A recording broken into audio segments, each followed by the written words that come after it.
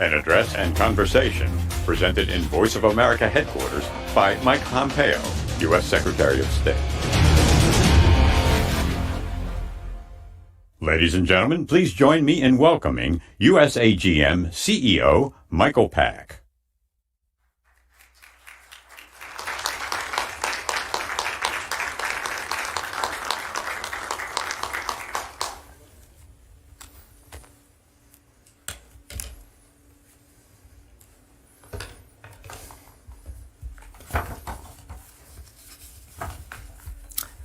Hello, and welcome to everyone joining us live, both in person and virtually all over the world. I am Michael Pack, the Chief Executive Officer of the U.S. Agency for Global Media, which is the federal government entity that manages and oversees U.S. civilian international broadcasting. Now, unfortunately, as many of you abroad know all too well, there are regimes bent on preventing people from accessing objective news and information. To keep power, they manufacture and propagate false realities, seeking to control thought and belief and ultimately action. Let me be clear. This behavior is an affront to the universal right of freedom of expression, a right to which every single person is entitled by virtue of being a human being. America has never stood for this form of malevolence, and our nation must now confront it even more vigorously.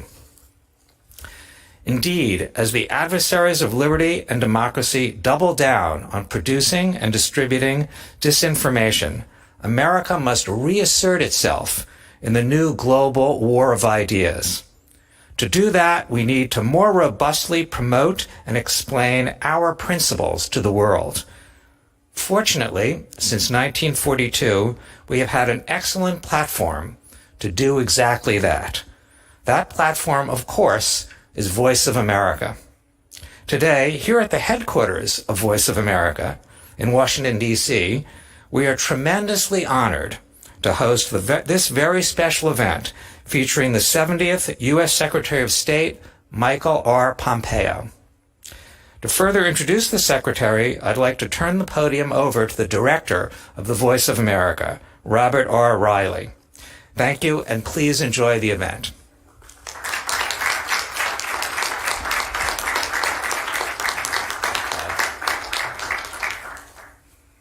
Thank you, Michael, and for your unstinting support. It's greatly appreciated. Welcome, everyone. I want to begin by thanking a few people who worked so hard to make this event a success. I begin with Eduardo Kaczykowski, who's the Director of Studio and Production Operations here at VOA, and his very hardworking team who, under the added difficulties of the COVID restrictions, worked so hard to get this job done. I want to thank John Lippman, the Deputy Programming Director, with his daily meetings for shepherding this all through and pulling it together, and most especially the Deputy VOA Director, Beth Robbins, for all the hard work she has done. Now, it's a pleasure to introduce a man who needs no introduction. I think I can do it with two words. They are Renaissance man. Why? Well, briefly, at the U.S. Military Academy at West Point, first in his class. A career Army officer, armor officer in West Germany. In an armored cavalry unit, he helped protect Western Europe against what Ronald Reagan had called the evil empire. Now, Ronald Reagan was known for saying some other things. He was very fond of saying there's nothing better for the inside of a man than the outside of a horse. It's been a long time since we've had horse cavalry, but with a little twisted emphasis on what he said, I've heard that the Secretary is occasionally heard to say, life is always better in an M1 tank. Well, after his military career, Mr. Pompeo went on to Harvard Law School, where he excelled with the Harvard Law Review. After law school, he went to Kansas and began a successful business career. He founded Thayer Aerospace where he served as CEO for more than a decade. He later became president of Century International. From thence, he ran for Congress successfully in the 4th District of Kansas. And even as a freshman congressman, he had an outsized influence due to the depth of his knowledge on foreign policy and intelligence issues and his powers of persuasion. He was in his 4th term when the president called upon him to take upon himself the role of the director of the Central Intelligence Agency. And then in 2018, he was sworn in as the Secretary of State. Now, he's done all this while still being, at least from my perspective, still a young man. So we can expect much more from Secretary of State Mike Pompeo. I am so grateful for his honoring VOA with his presence today. Secretary Pompeo.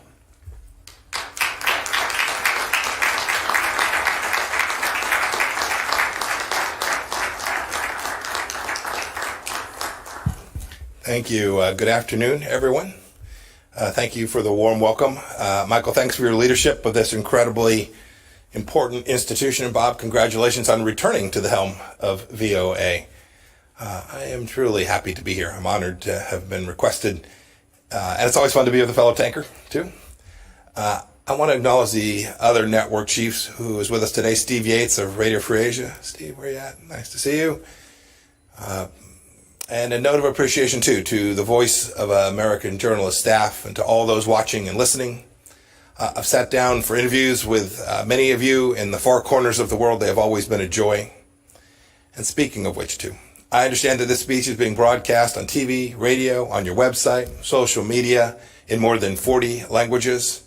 Hats off to the translators. I have no idea how anyone can translate my talking into Uzbek this quickly. That guy or gal deserves a bonus. It's great to have this opportunity. I've been following the work of Voice of America for decades. And as Bob just mentioned, I started my career as an Army officer, patrolling the Iron Curtain, freedom's frontier. In the 1980s, I couldn't cross into East Germany. I was serving in a little town called Binlock. West Germans couldn't cross either. But your broadcast, Voice of America broadcast, could. Millions of men and women whose names we'll never know listen to you, often at their own peril. Their governments dealt only in lies and propaganda, but VOA's listeners wanted the truth, and that's what you gave them. VOA's very first broadcast in 1942 that Bob referred to began with the Battle Hymn of the Republic, along with this pledge, quote, "The news may be good, the news may be bad, but we'll tell you the truth." I love that. I always told my son, I told the story before when he was growing up, I said, work hard, keep your faith, and tell the truth. He mostly followed my advice. And it has served him and many of you I know well.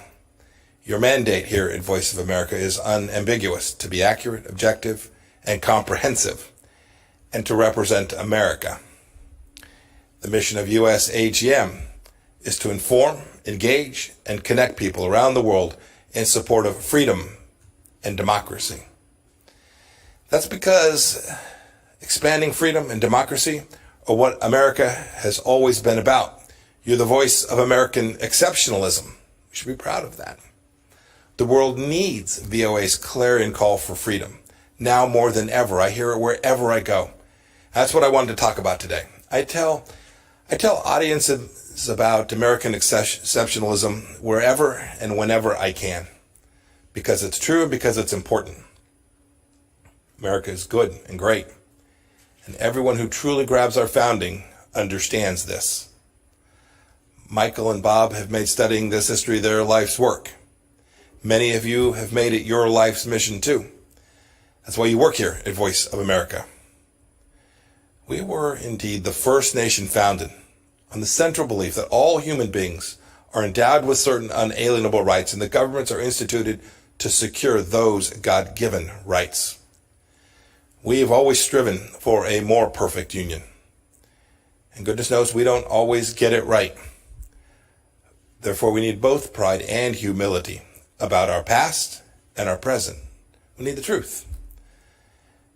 But it's very clear that when Americans have united around our founding values, be it in Philadelphia, at Gettysburg, at Seneca Falls, or during Martin Luther King's March on Washington, we've made good on our founding promise time and time again. Now, our adversaries try and claim otherwise. When the Chinese Communist Party attempted to exploit the tragic death of George Floyd to claim their authoritarian system was somehow superior to ours, I issued a statement which read in part, quote, "During the best of times, the People's Republic of China ruthlessly imposes communism. But amid the most difficult challenge, the United States secures freedom. There is no moral equivalence. This is a self-evident truth. It is not fake news for you to broadcast that this is the greatest nation in the history of the world and the greatest nation that civilization has ever known. Indeed, I'm not saying this to ignore our faults. Indeed, just the opposite. It is to acknowledge them. But this isn't the vice of America, focusing on everything that's wrong with our great nation. It's the voice of America. It certainly isn't the place to give authoritarian regimes in Beijing or Tehran a platform. Your mission is to promote democracy, freedom, and American values all across the world. It's a U.S. taxpayer-funded institution aimed squarely at that. Indeed, this is what sets VOA apart from MSNBC and Fox News and the like.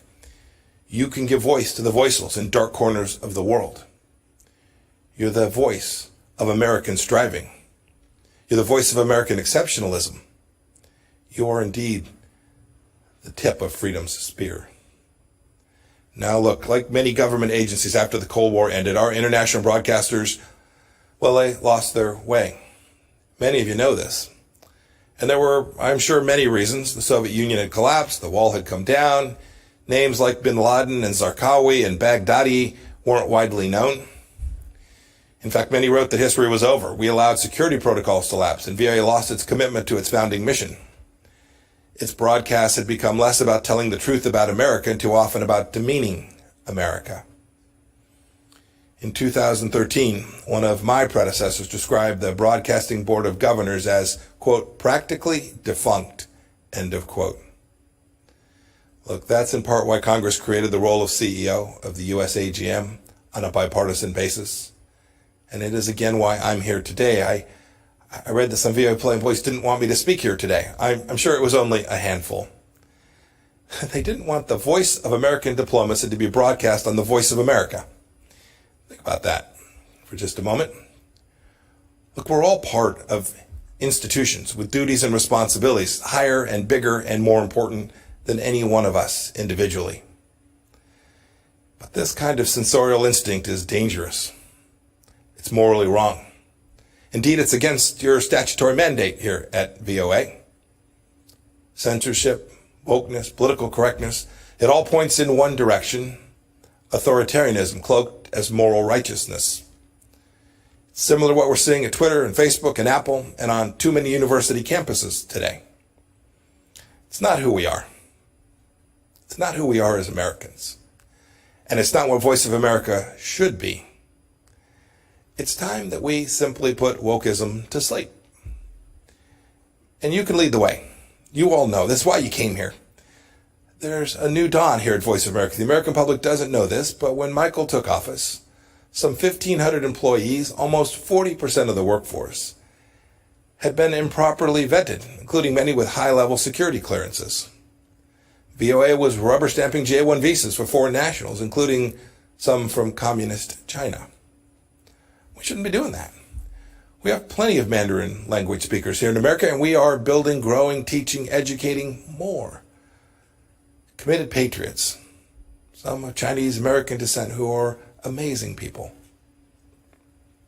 The Trump administration team is working to fix these national security threats. We want to vet employees properly. We want to reorient VOA to its mission of truth and unbiased reporting. We want to depoliticize what takes place here. It's too important for the American people and for the world. Returning this organization to its charter and its charge to spread the message of freedom, democracy, and American exceptionalism. This isn't about politicizing these institutions. We're trying to take politics out. And that's a pretty good feature story for whoever wants to write it up. As Secretary of State, I'm telling you all of this because I want the best for the people here and for this organization, because you are vital to helping America shine light into the darkest places with the power that only America can muster. Governments like those in China, Iran, North Korea, they don't have the respect for the universal dignity of every human being in the way that America does. Indeed, that is what America was founded upon. Those regimes are anathema to everything that our nation stands for. We know that government exists to serve people. They believe that people exist to serve government. And VOA's work is vital. As I said before, you're the tip of freedom's spear. Every week, 278 million people listen to VOA in 47 languages. There are Iranians who are listening to you, wondering if they'll ever be able to shed their Islamist shackles. There are Moldovans and Ukrainians who want truthful reporting, not Russian disinformation and propaganda. There are Chinese citizens who are tired of a regime that's done nothing but brutalize them since 1949. There are Venezuelans who want to know the truth of the Maduro regime's corruption. There are oppressed people all over the globe who still turn to America for hope. Now, I know many of you, especially those of you overseas, continue and have done heroic work. Thank you. I want to commend VOA's Hong Kong reporting team, which faced political intimidation, harassment, and attacks, but still got the job done. My highest praise. Well done. You were behind the barricades of the freedom fighters telling their stories. You're upholding VOA's finest traditions and continuing to be the voice of American exceptionalism. I also want to pay tribute to members of the other radio services who are here and listening. The only Uyghur language news service in the world is run by RFA. You've told everyone who will listen, indeed some who didn't want to, the truth about the CCP's atrocities against its own people in Xinjiang, the stain of the century. And you've done so despite the fact that the CCP has jailed the relatives of at least 6 RFA journalists in Xinjiang's internment camps and continues to threaten you and your families simply for doing your jobs. Your work takes courage. Please keep telling everyone who will listen what's happening in the toughest parts of the world. The world expects it, and America will be better off for it. I want to leave you with a quote that conveys why the VOA's mission is so critical before I take some questions from Bob. This quote's from a ways back. It's from George Washington. He said, quote, "Truth will ultimately prevail where there is pains to bring it to light," end of quote. When America brings truth to the world, we bring light. Don't forget that. It's what you do.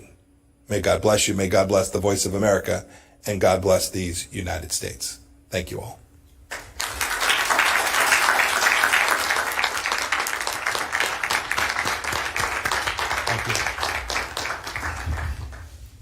Thank you, Mr. Secretary.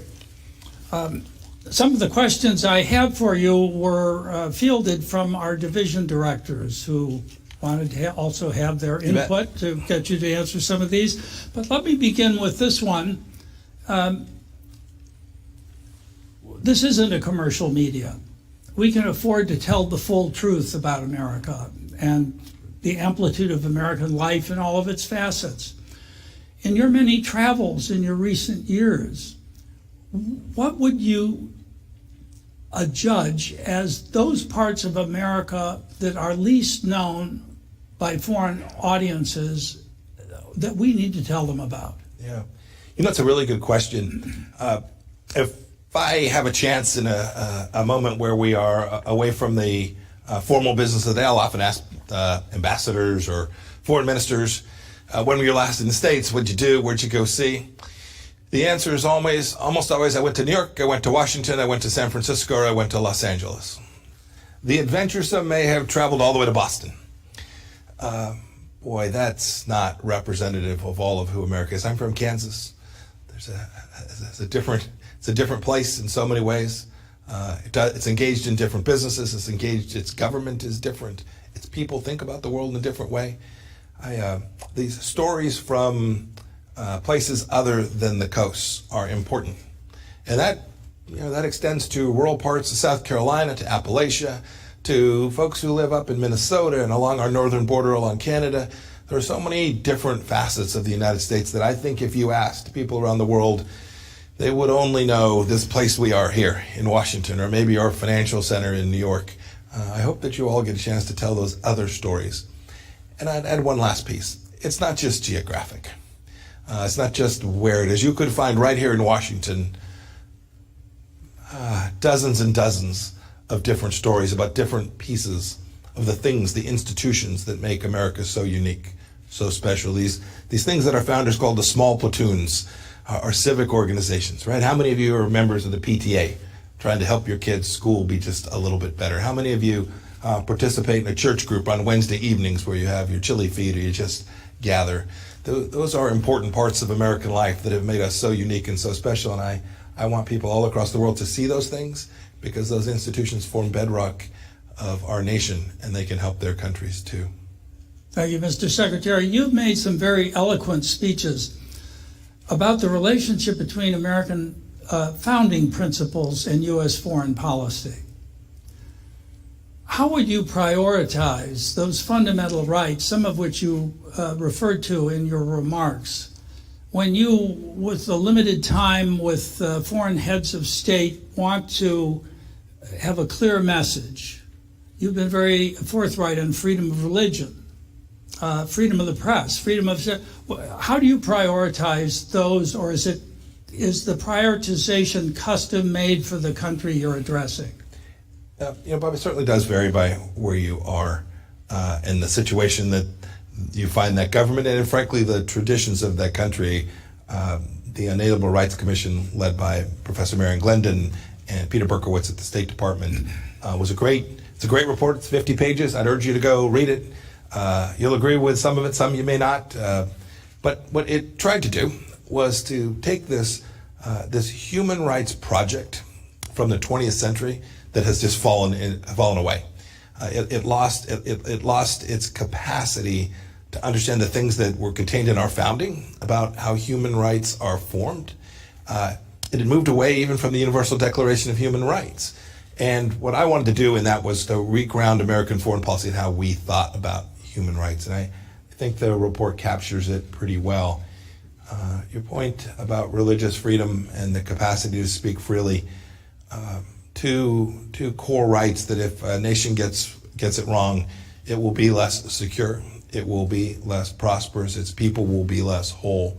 And so we've spent a lot of time talking about those issues around the world. We've made progress in certain places, other places we've not, but it's important that American leaders, not only the Secretary of State, but all of us, acknowledge those shortcomings when we speak with foreign leaders and get them headed in a better direction for their people.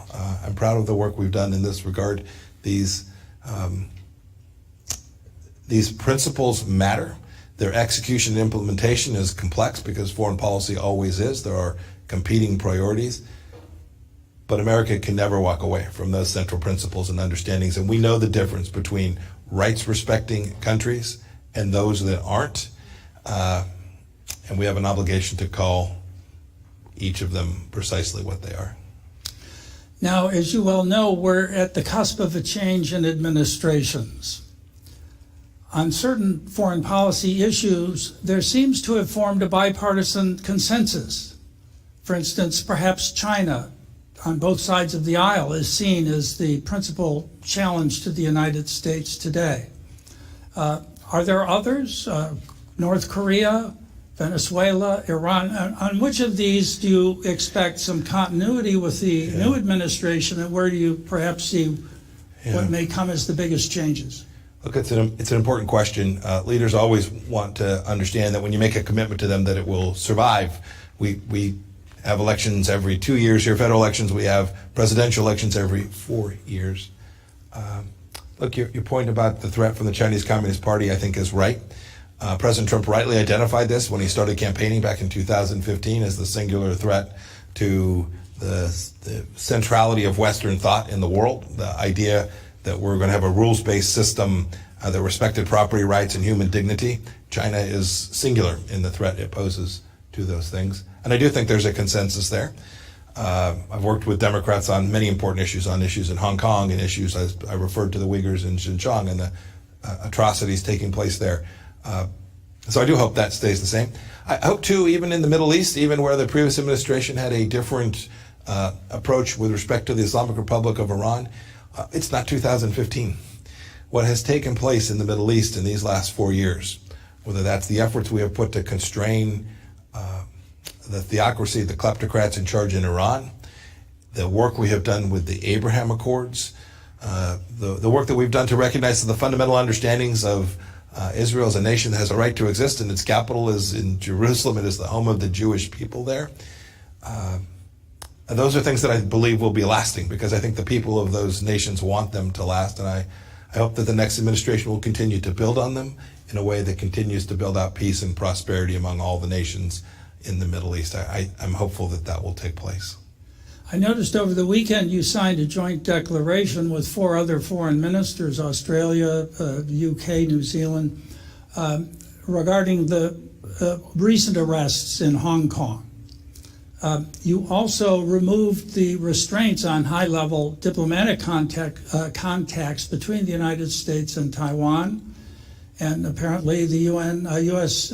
ambassador to the UN will be in Taiwan soon. What do you expect to accomplish with this flurry? Yeah, well, flurry, I find funny. I should have chosen another word. But no, I get it. Look, I wish these things had been done a long time ago. These weren't rushed. These were considered efforts that we made, and they're an important part of the strategy that we've laid out with respect to how to protect and preserve American freedoms vis the challenge that the Chinese Communist Party presents. Look, one of the core problems, I gave some remarks where I talked about China and said, no matter what it is they say, we must distrust and verify. And you referred to the arrest of these some 50 people in Hong Kong. The Chinese Communist Party made a promise to the people of Hong Kong, and they walked away from it. The Chinese Communist Party has a commitment, a set of understandings we have with respect to Taiwan. We need to hold the parties accountable to those commitments as well. The Chinese Communist Party promised President Obama they wouldn't arm the islands in the South China Sea, and they turned around and did it, and there was almost no cost imposed. We have attempted to deliver a clear understanding of the requirements that we have for the Chinese Communist Party and how it should behave, that aren't, frankly, very different from what we expect of any nation with respect to how they interact with the United States. And we do that because we have a responsibility to preserve and protect security and prosperity for the American people. Our policy with respect to the Chinese Communist Party has furthered that, and this will be a long challenge. The Chinese Communist Party has a clear intent for hegemonic dominance, and we have an obligation, a responsibility to the American people and, frankly, to freedom-loving people around the world to make sure that that is not the world that our children and grandchildren live in. It's interesting, in meeting with the division directors of Voice of America, how frequently in those meetings the name of China comes up. When I ask them what's on the horizon, what are you noticing, it's China. Latin America, China. East Africa, China. And it's not simply the Belt and Road Initiative, it's their information strategy. How they get affiliates in those regions of the world, how they feed them free stuff, and they're, as you know, a whole of government approach. Now, the United States isn't whole of government, but Voice of America is here to do our part through our bureaus and through our reporting. What do you think we can do better to help highlight the dangers these things represent when seen together rather than as a separate series of approaches? Well, this challenge is, in fact, comprehensive. Our administration began by working on the economic side of this. Right? The president placed tariffs on Chinese goods. He's tried to stop intellectual property theft, denying tens of millions of jobs in the United States of America because they would steal our information, take it back to China, build it, and then dump it here in the United States. It's information. You talked about that. This is ongoing. Take the issue of the Wuhan virus. It has now, I understand the Chinese Communist Party is now going to permit the World Health Organization to go in and find out where this all began. but it took months and months of effort to do that. We are now more than a year on. We still don't have access to important information about how the virus began. It's important for health and safety and to make sure that something like this doesn't come out of China again. Your team can report these things, report these facts. Your point about it being a global phenomenon. I have a bureau. I have a China desk. I have a East Asia Pacific bureau. We have an Indo-Pacific strategy. But every one of my ambassadors and chiefs of mission understands that China presents a challenge in their country, wherever they may be, in Africa, in Latin America, in Southeast Asia for sure. And our team on the ground is working to protect American security from the Chinese Communist Party in the country that they have been assigned to. I hope your reporters, no matter where they find themselves, if they are in South Africa or in Morocco or wherever they are, observes the activities of the Chinese Communist Party inside of their country and how it impacts the people of those countries as well. If I may ask a last question, this one more related to Russia. The United States seems to be shrinking its footprint in Africa, so is France. Russia is increasing its. Is this the result of a judgment on the part of the United States that disorder on the African continent is less of a problem or less of a threat to our interests, or how would you? So the forces, the disposition that the DoD has made has really been about the counterterrorism fight more broadly. How is it that we allocate U.S. resources to keep the homeland safe? So the decisions the president has made with respect to Afghanistan and the Middle East broadly, Syria, you talk about North Africa as well, has been to allocate the capacity of the United States to preserve and protect the homeland. I'm always mindful, and it's easy to write about, if you just focus on troop numbers alone, if you say the United States used to have 1,000 people, now they only have 800, or they used to have 800, now they only have 400, you may well be missing America's capacity to preserve and protect itself. I was the director of the CIA. I know the other tools and capabilities that we can bring. They are unseen. They don't get reported from the podium at the Department of Defense. But the American people should know President Trump has been unambiguous about getting it right, making sure we put fewer of our young men and women in harm's way, but never giving up the responsibility we have to ensure that terrorism, or at least the risk that a terror act takes place and hurts Americans, whether they're here in the United States or elsewhere in the world as well. Great. Mr. Secretary, I can't thank you enough for gracing us with your presence today. It was very kind of you to make the trip, and it's deeply appreciated by me and by everyone else here. Please join me in a round of applause. Thank you all very much. Thank you. Let's just say Thank you, my friend. Thank you.